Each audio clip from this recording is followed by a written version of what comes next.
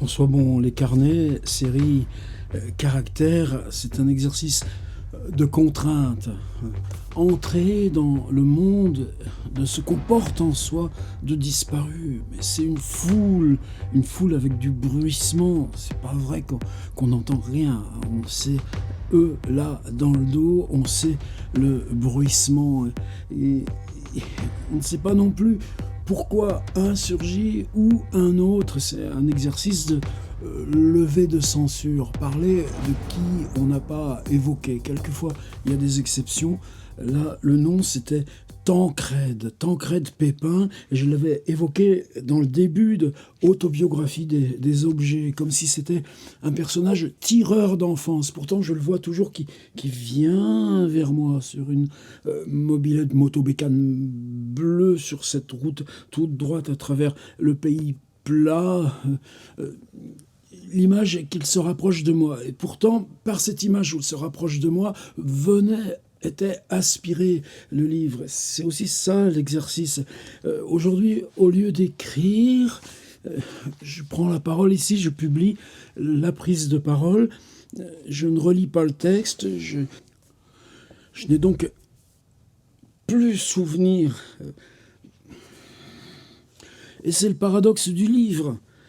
Si vous ouvrez le livre, vous vous souvenez exactement quel mot suit le précédent, quel mot va venir le suivant, ça on le découvre en le lisant. Quand on relit, parce qu'il y a eu ce travail d'élaboration, on a peu de besoin, de nécessité de changer, et c'est comme si c'était écrit définitivement en vous. Un livre en vous, si vous l'avez écrit, n'a pas d'âge.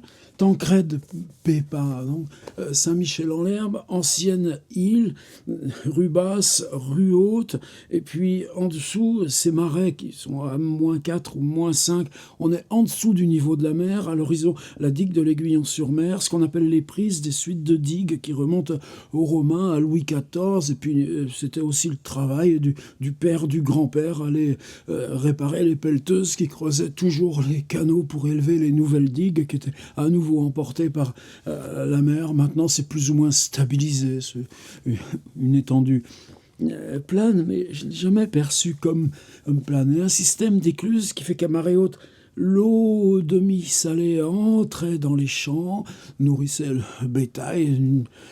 On appelait ça les prés salés, et on fermait les écluses, qui fait que l'irrigation restait là pendant que la mer, elle, partait à des kilomètres.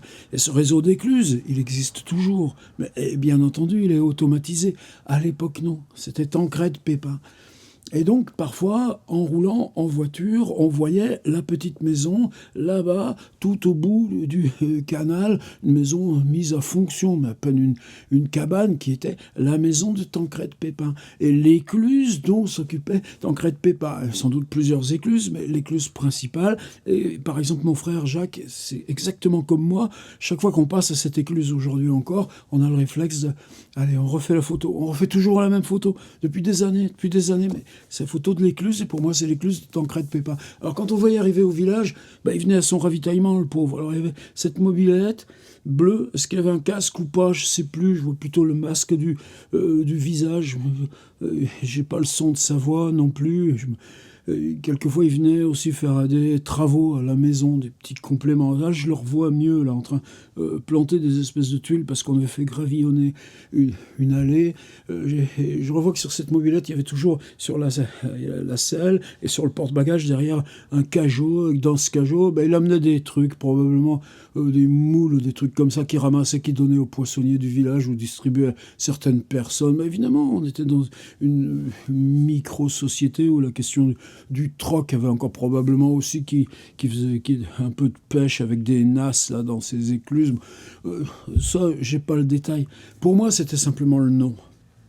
Tancrède. Et le nom Tancrède, bien plus tard, évidemment, je le retrouverai dans les livres, dans la mythologie. Et même son nom de famille, Pépin le Bref, nom royal. Eh bien, Tancrède Pépin était celui qui surgissait là, de ce monde rien, de ce monde qui était pris à la mer, refluant avec la mer, un monde en dessous du niveau de la terre, mais ça c'est plutôt l'étendue plane, un monde là, ouvert sur l'infini de la mer. Tancred Pépin surgissait de l'infini de la mer sur sa mobilette moto bécane bleue avec le cajot posé sur le porte-bagages où il extrayait ses affaires de troc. Et puis, c'est grâce aussi à lui et ses écluses que le village retenait la mer à distance. Tancred Pépin. Qu'est-ce qui fait qu'après les décennies, probablement, certainement, ça remonte à quand on a quitté la Vendée en 1964. Est-ce que je le voyais encore à l'époque? Pour moi, c'est des souvenirs de petits bonhommes d'école maternelle, primaire. Il était déjà très vieux pour moi, Tancred Pépin. Il faudrait que je demande à mes parents, comme je faisais autrefois encore là, à ma mère pour Autobiographie des objets. Non, ils sont plus là. Les grands-parents sont plus là. Dans le village, il y a encore des personnes. Quand je me promène dans le cimetière avec mon frère, on reconnaît les noms. Te rappelles-tu de Chéola? Ouais, on s'en souvient. Je sais même pas s'il est enterré à Saint-Michel-en-Lerme, Tancred Pépin. Les disparus sont en nous. Mais c'est toujours cette figure. Le livre a été fait. Je ne regrette pas ce livre. Il fallait le faire. Il y a 12 ans. Toujours cette figure de l'homme en mobilette qui surgit de là où on tient en respect la mer à distance, comme on pouvait, parce que c'était pas toujours ça. Tancred Pépin, l'homme des écluses, qui surgissait de là où personne, sauf lui, n'habitait. Et toi, des décennies plus tard, tu gardes le nom, tu gardes l'image, et quand tu avances là devant, dans la vie, ou le petit bout qui te reste dans la vie, eh ben, il y a toujours cette figure qui arrive sur sa mobilette avec son cajot sur le porte-bagages. Tu te souviens plus de la voix? Il devait pas être imposant ce gars-là. Mais toi tu sais qu'il s'appelait Tancred Pépin.